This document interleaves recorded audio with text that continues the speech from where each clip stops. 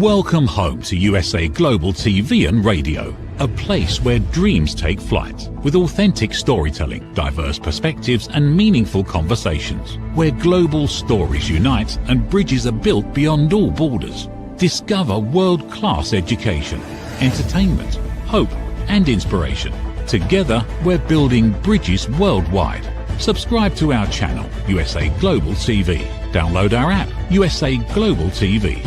Be our guest or join our team. Visit usaglobaltv.com. Thanks to our founder and executive producer, Dr. Jacqueline Kerbeck. Music score by Yeffy Tang from Cloud Road Music. Voiceover artist Mike Porter. Creative direction by Paul Garcia. USA Global TV and Radio. Your home for global connection. All rights reserved. This video and its contents are the exclusive property of USA Global TV and Radio. Unauthorized use, duplication or redistribution in any form is strictly prohibited. Good afternoon, everyone, and happy Monday. Thanks again for tuning in to The Holistic Alternative. I am Julie Ann Mejia, and I'm truly delighted to have you all with us again today. We have an inspiring guest joining us. She is a trailblazing social entrepreneur and advocate. As the founder and board chairwoman of Canadian Women in Cannabis, she leads a nonprofit amplifying women's leadership in Canada's cannabis and hemp sectors. Today, we'll be exploring her journey from public education efforts to founding CWIC and how she's championing for equity, inclusion, and sustainability in the forever evolving cannabinoid landscape. It is my honor and privilege to welcome Donna Johannson to the show. Donna, thank you so much for taking time out of your busy schedule to be with me today. Hey, hello, Julie. Thank you so much for having me here and for being on the show with the audience. Thank you so much. It's my pleasure. It's an honor to have you, and I'm so excited to dive right in and share your story with the world today. And if you feel a little bit comfortable, can you please just share with everyone watching today how you got into supporting cannabinoids? Oh, absolutely. So yeah, I'm Donna Jo, founder of Canadian Women in Cannabis, which is a national nonprofit supporting women across cannabis and hemp sectors. Well, who I am, I'm a lifelong learner and have been a cannabis consumer since my 20s, actually. And my journey really began from curiosity, wanting to understand Canadian, culture and laws and the people involved in cannabis. And over time, it became very personal for me. I was diagnosed with 3 different types of arthritis. And cannabis has become an important part of how I manage my inflammation and pain. So my relationship with cannabis is both personal and professional. And as a patient, a consumer, an educator, and advocate. So that's a little bit about my background. Once I realized the potential cannabis had for health and wellness, I felt compelled to help educate others. No, I think it's profound, right? When we look at it from a patient perspective, I'm a patient first and foremost. This is my daily medicine that I take to combat my chronic pain and inflammation. So, I think many people watching today share that sentiment that a lot of people, until they really need cannabinoids, they're not aware of how they can be used from a medical therapeutic standpoint. So true. So true. But yeah, in regards to developing and getting involved, how did you see, a need from a business perspective and just bringing women together in the industry? Well, my personal experience led me to pursue a professional path in cannabis education.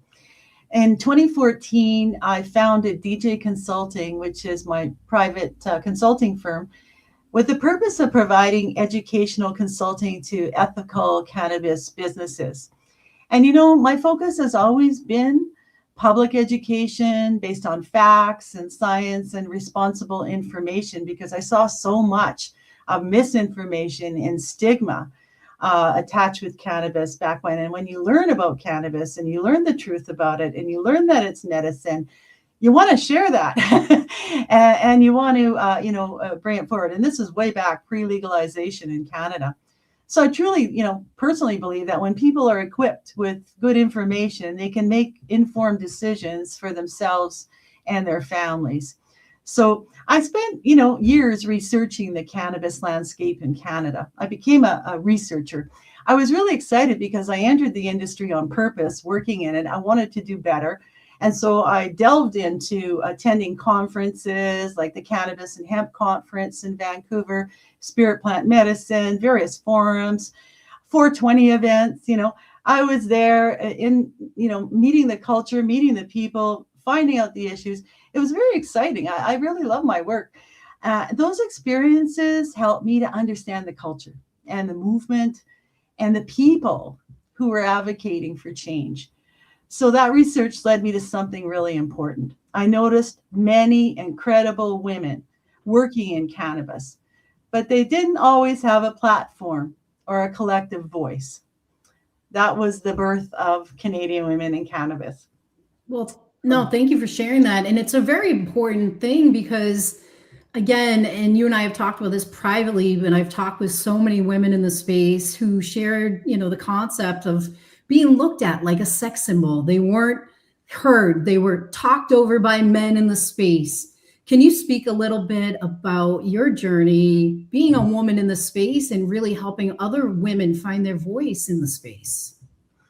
Absolutely. So, while I was consulting and working with businesses and out there, and I said I really got to know the women, I decided to put together a concept paper in 2017 and share it with Canadian Women in Cannabis. And it addressed the lack of female representation, the lack of opportunity, and the things that we were experiencing. So I put that together and I shared it with very many women in cannabis in Canada, and there was a lot of support.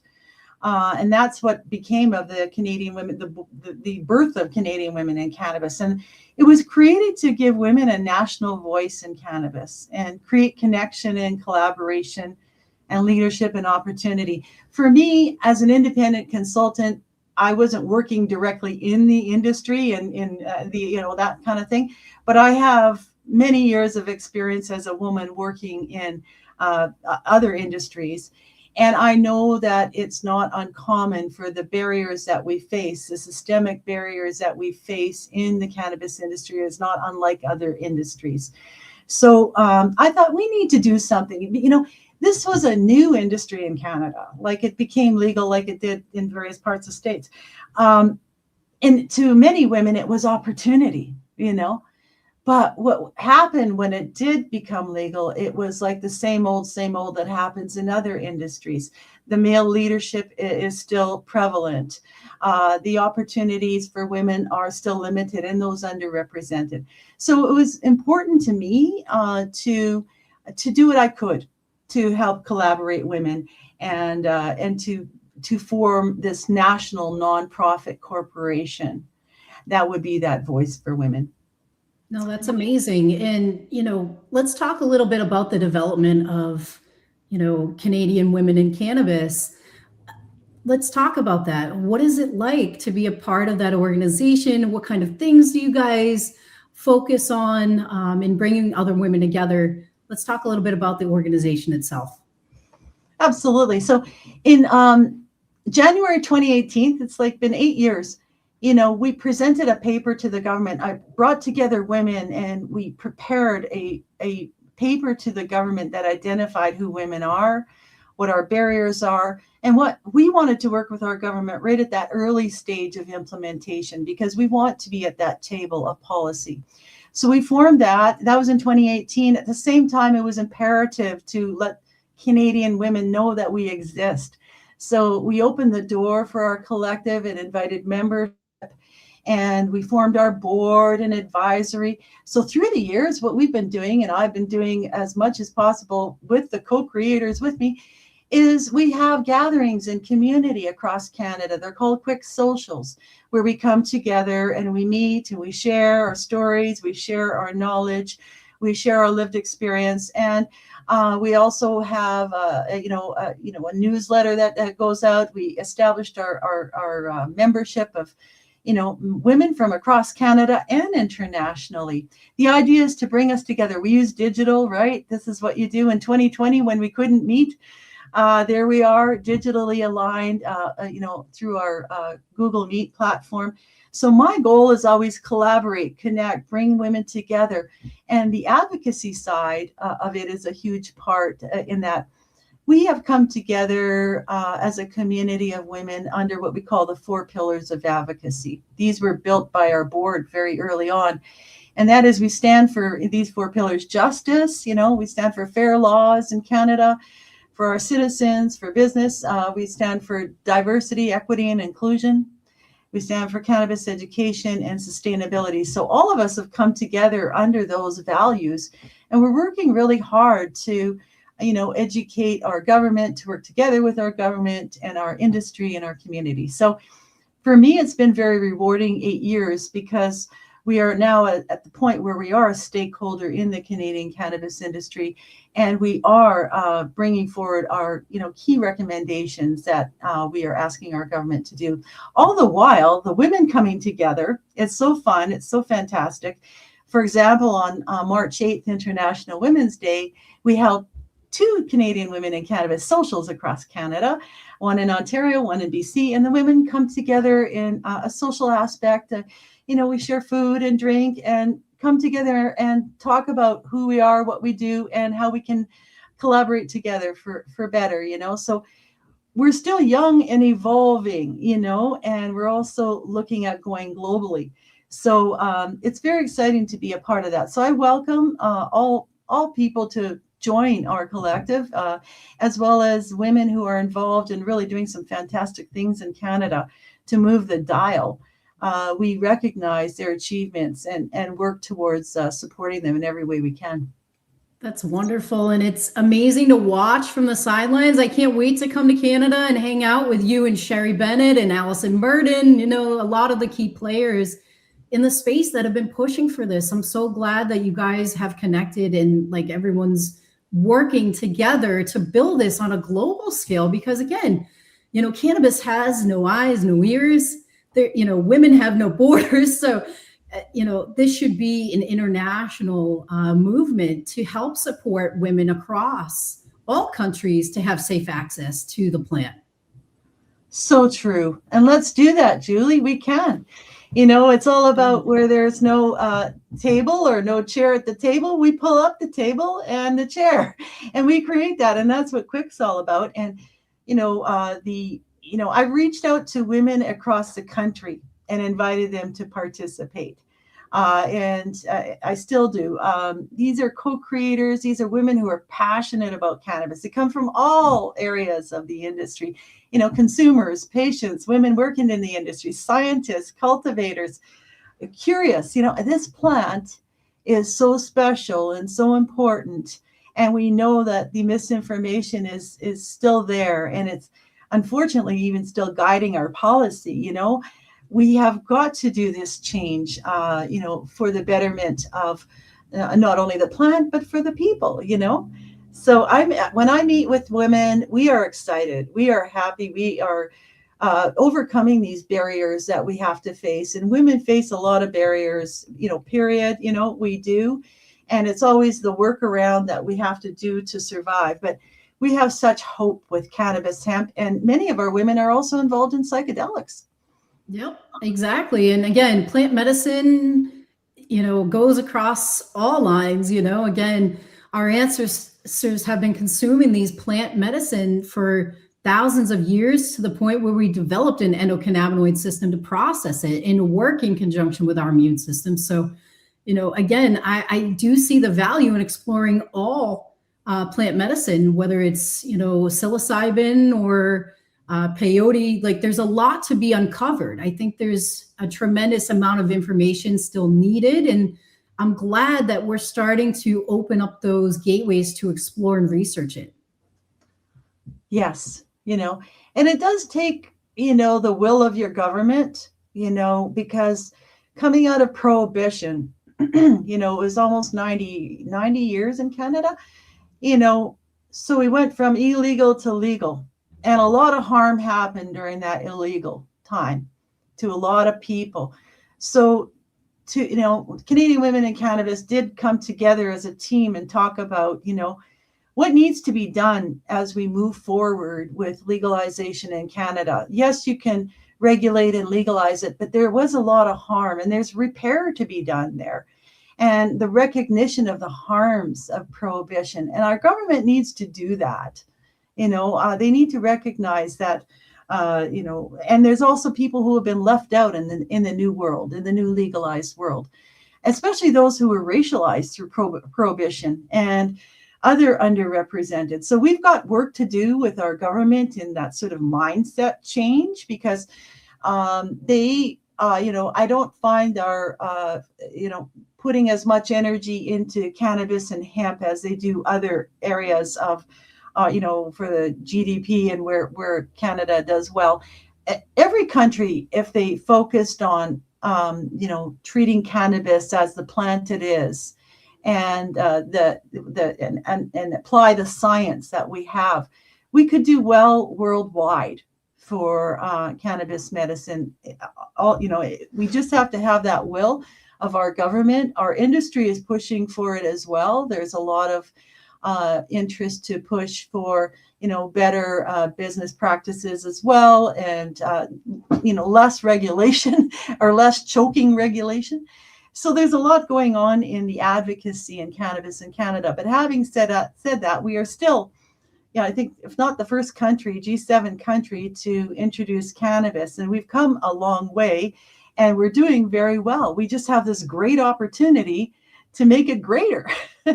No, that's wonderful, and I think you know, you said it perfectly. And you know, to that point, what are you guys currently working on? I know you've had some government changes, as we did in the US as well. And, you know, we're doing our best as industry leaders to kind of navigate the craziness. But, you know, what are you guys currently working on from a legislation perspective, trying to support? Well, we have developed our advocacy team of volunteer leading women. Coming together to do this kind of advocacy work is no easy task.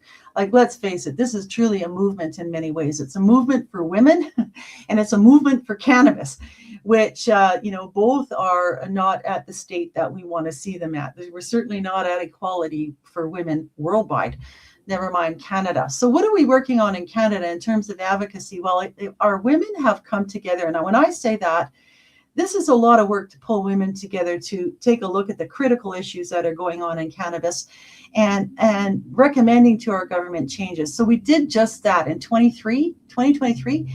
We formed this group of, you know, just incredibly wise women who have lived experience and background in cannabis, to come together and take a look at our legislation. The government was asking for feedback to the legalization. So we met and we prepared a bias and barriers report, which is on our website, which highlights 19 recommendations to the government from the women's perspective.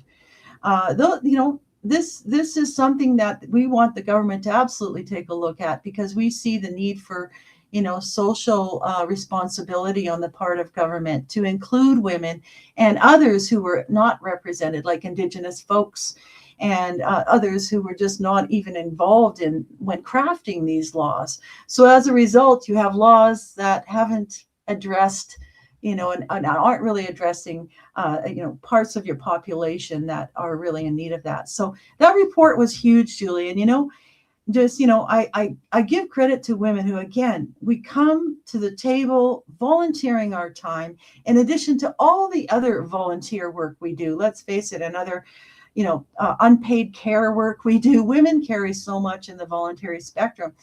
But these ladies came together, and this is what we have around the table right now, is a whole team of women, Allison and Sherry and our board of 5 and our advisors. When I call them, we come together and we address and talk about what we need to do next, how we can.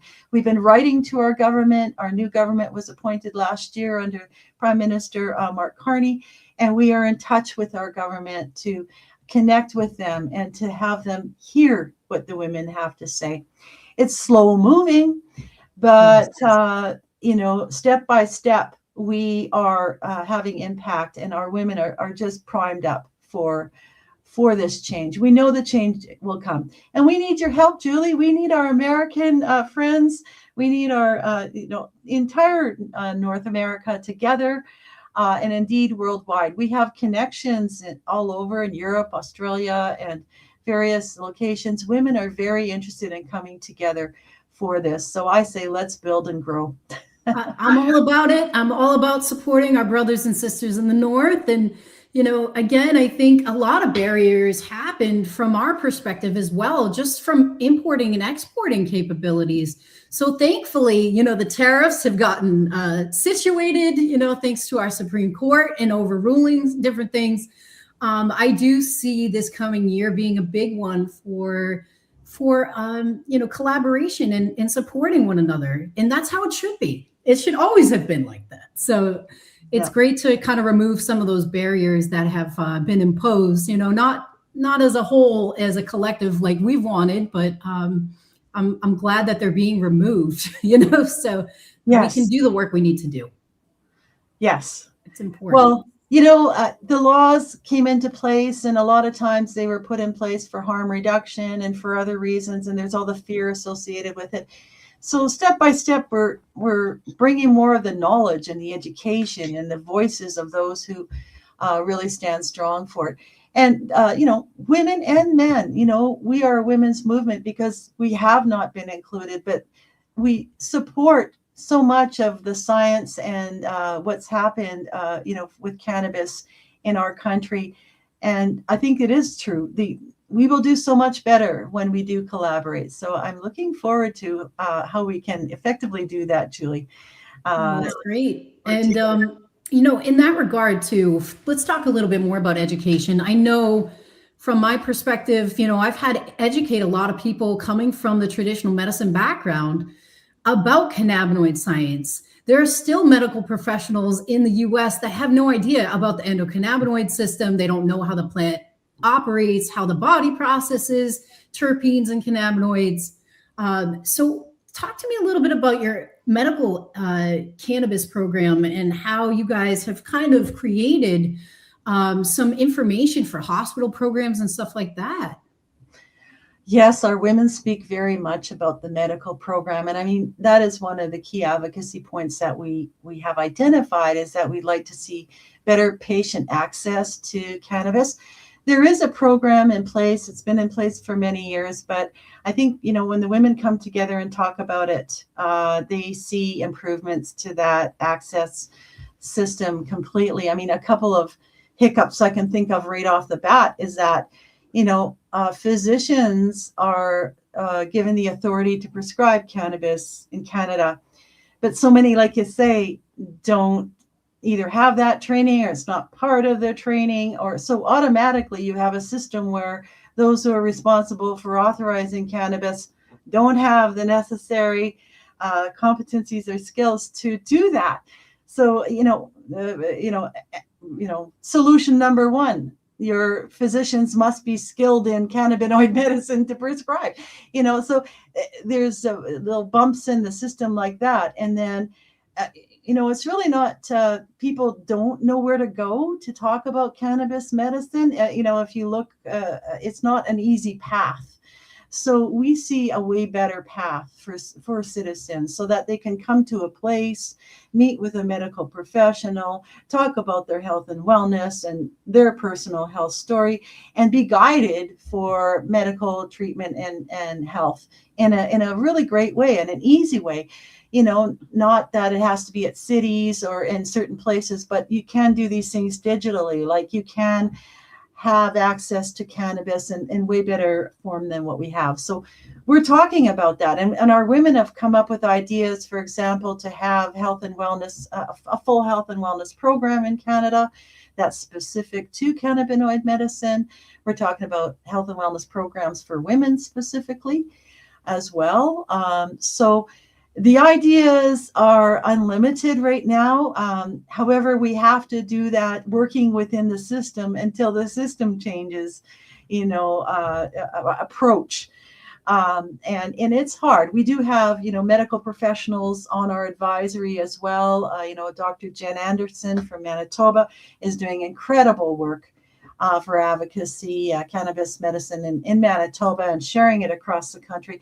There are many medical professionals who are sharing a better way, than what we do.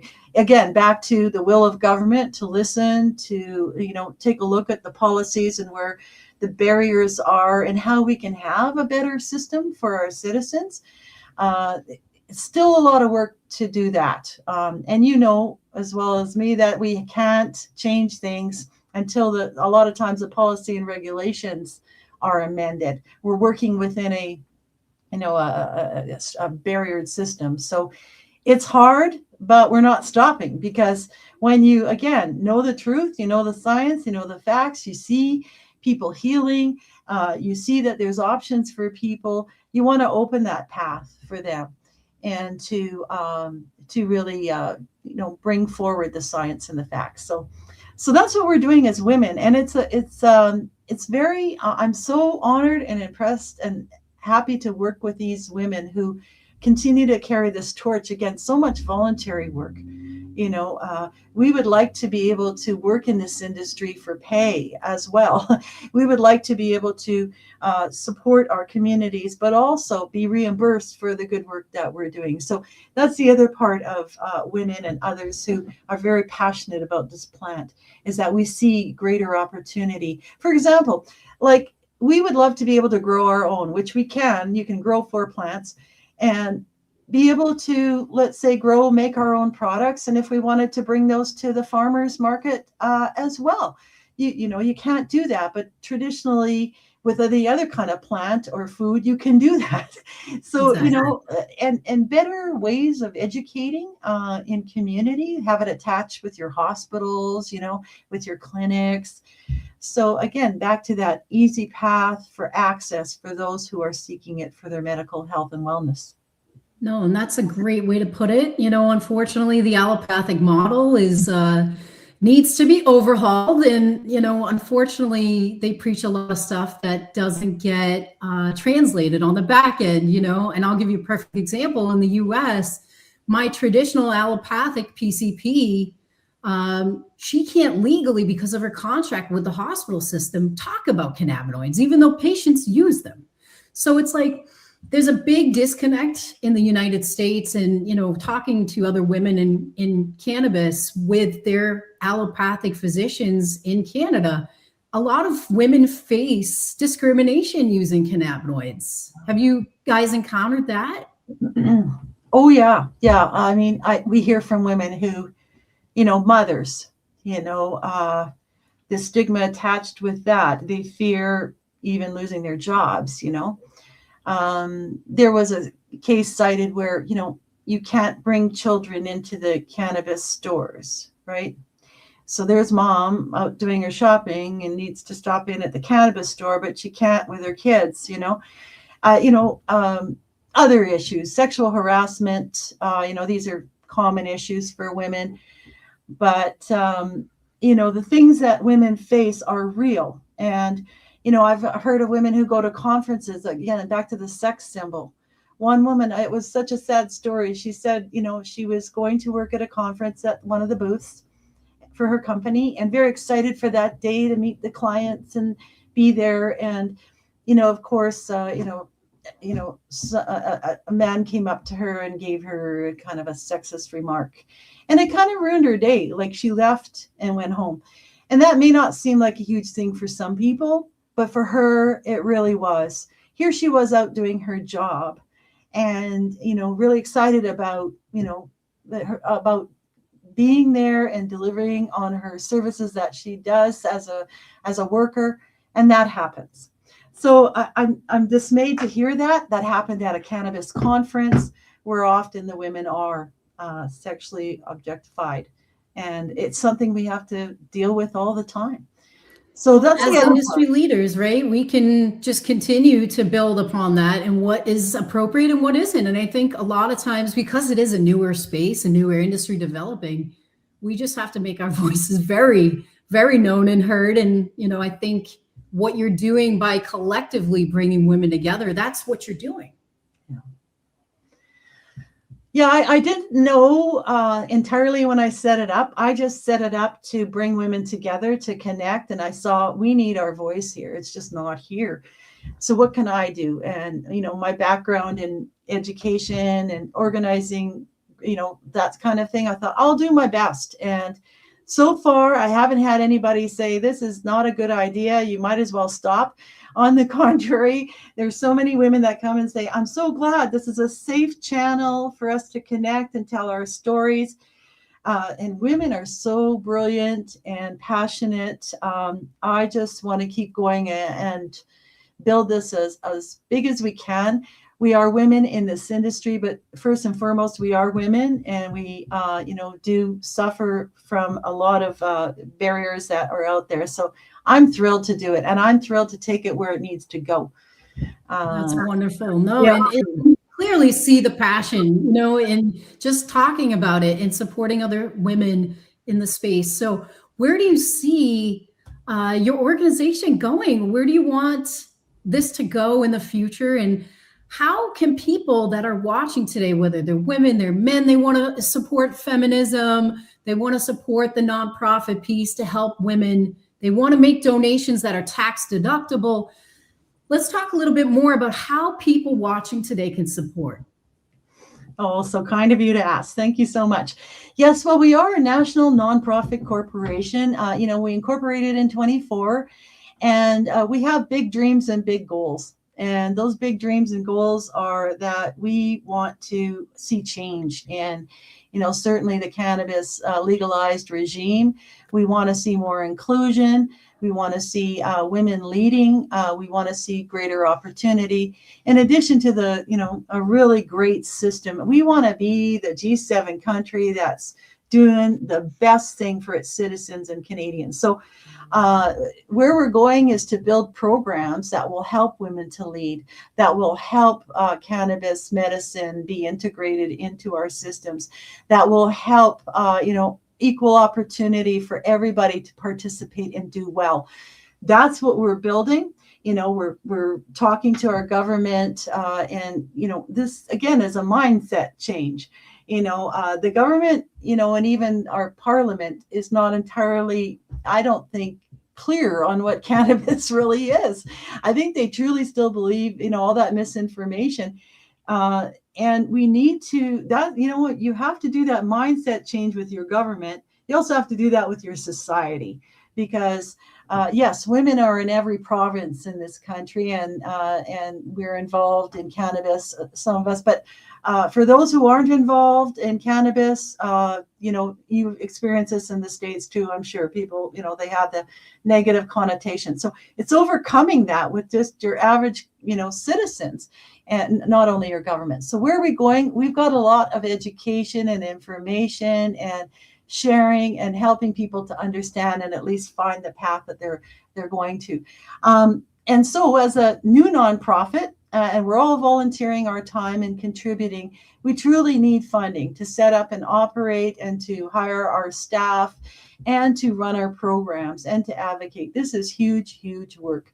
So we invite donations to our organization. Any amount is beautiful. And it's by contacting us at our email is quick@canadianwomeninCannabis.ca. And we have our website, also known as CanadianWomenInCannabis.ca, that really provides an overview of who we are and what we do. We invite people to join as a member. Currently, it's free by donation. We've got a robust membership of women across Canada, US, and welcome anybody listening to join our organization. We welcome you. And we also welcome those who might be interested in helping to support us. We have volunteer opportunities. We partner with organizations as well, that are like-minded, that support our advocacy. And that's how we're building and growing, genuinely, authentically, holistically. And my thing to everybody is that, we're in this together, and we will do well if we collectively come forward. And that's all organizations and people that support cannabis as medicine and as opportunity for growth in our country. So. No, that's great. And I love the fact that you guys also have a platform where other women entrepreneurs can connect their businesses. And can you explain a little bit about that and how that works for women watching today? Yes. Well, we've established on all the social media channels. So women can connect just by being on social media. We're posting constantly about what we're doing. And we have a private portal. The Facebook portal is for our members as well, where you can come in and share information about yourself. We're building our directory, which is really going to be a huge resource for everyone, which women who come into the organization who want to populate their information into the directory can do so. And then we can find each other, right? Because when we come together, it's like the old days of exchanging business cards or whatever. Now we're digital. We want to be able to share who's involved in CWIC, where you're located if you're in business, so that women can find other women in business. Women can, find other, coaches to women in business, to events, to all kinds of things. That's what we're building. And of course, worldwide. Why not? I'd love to, if I'm coming to the States and I'm coming to your city, I'd like to know if there's events going on there that would be of interest to me. That's what we'd like to build, is that we become a, global community. Yeah, and it's a safety net too, right? Women traveling abroad, they want to know where their people are and where it's safe, where they can consume safely with like-minded individuals or whatever it is, whether it's business or they're a patient first and foremost. Just like you stated, given the option, right? Having options for women has to be like the first and foremost importance, because again, unfortunately, the allopathic model isn't designed to give options. They're traditional pharmaceuticals, and that's the way it is, So, I thank you for the important work that you're doing from a business perspective, but just from a community's perspective, bringing women together, like-minded individuals. And everyone watching today, please definitely tune in and check out Donna and the work that they're doing at CWIC. And please definitely donate and try to get be a part of a bigger international project. So thank you, Donna. I really appreciate it. The 40 minutes has flown by. We're almost up for time today, but is there anything you'd like to leave viewers with? Can you also just give us your contact information if anyone wants to, donate today after watching, become a member? What would you like to leave people with today? Well, thank you so much. It's really been a great chat. Well, I'd like to leave that the cannabis industry, is still evolving, which means we have a rare opportunity to shape it intentionally. If we bring together education, community, and collaboration, we can build an industry that truly reflects values of wellness, equity, and opportunity for everyone. Thank you so much. And please feel free to get a hold of me via CWIC at CanadianWomenInCannabis.ca. Check out our website, sign up, join us. We welcome all. And thank you so much, Julie, for having me on the show today. It's been fantastic. Thank you, Donna. It's such an honor and a privilege to host you. I look forward to continuing our conversations. And thank you for everyone that tuned in today to our special segment. Please be kind, spread love, and we'll see you again in another 4 weeks for another beautiful episode. Thanks so much. Have a great day. Is it true? Is it kind? Is it necessary? In a world quick to judge, one book dares to reveal the hidden cost of silence. Discover holy but harmful, The Silent Sin of Judgment, How Hidden Judgments Destroy Relationships and Damage Lives by Dr. Jacqueline Kerbeck. The Amazon #1 bestseller that's transforming the way we understand ourselves and the way we see others. Pick up the companion workbook to uncover your own hidden judgments and learn how to break free from them. Available now on Amazon and at fine bookstores worldwide. USA Global TV and Radio proudly presents Tracy Cram-Perkins, a dementia caregiving survivor teaching how to balance care with peace of mind. #1 resource for dementia caregivers. It's the book Dementia Home Care: How to Prepare Before, During, and After. Over 17,000 copies sold of this must-have guide. And now a testimonial from Tracy Smith. If I was to describe this book to someone who is going through a similar situation, I would underscore how important it is to have some sort of a tool or a guidebook to help you through certain stages. And there's so many, it's such an unknown topic to the average person. And to have this as a reference is essential. It's going to help you get through it personally, as well as help your loved one manage. To learn more, go to tracycramperkins.com. Tracy Cram-Perkins is an award-winning author. She's also the host of Dementia Home Care television show. Watch it here on USA Global TV and Radio. Thank you, viewers and listeners of USA Global TV and Radio, for joining us today. We're honoured to have your time and attention as part of our global community. At USA Global TV and Radio, we believe in the power of authentic conversations, meaningful connections, and creating a world of possibilities together. Want to be part of something bigger? Join our team of elevated listeners at usaglobaltv.com, a space where your voice matters and your ability to listen transforms relationships. Stay connected with us across all our platforms for thought-provoking discussions, expert insights, and empowering stories. Subscribe to our channels at youtube.com/c/USA-Global-TV. Follow us on social media and explore the endless opportunities we're creating for growth, learning, and inspiration. Together, we're not just broadcasting, we're building bridges and changing lives one conversation at a time. For inquiries, contact us at info@usaglobaltv.com. Produced by Executive Producer and Director Dr. Jacqueline Kerbeck. Voiceover by Mike Porter. Creative direction by Paul Garcia. All rights reserved. Visit usaglobaltv.com to view our full terms and conditions.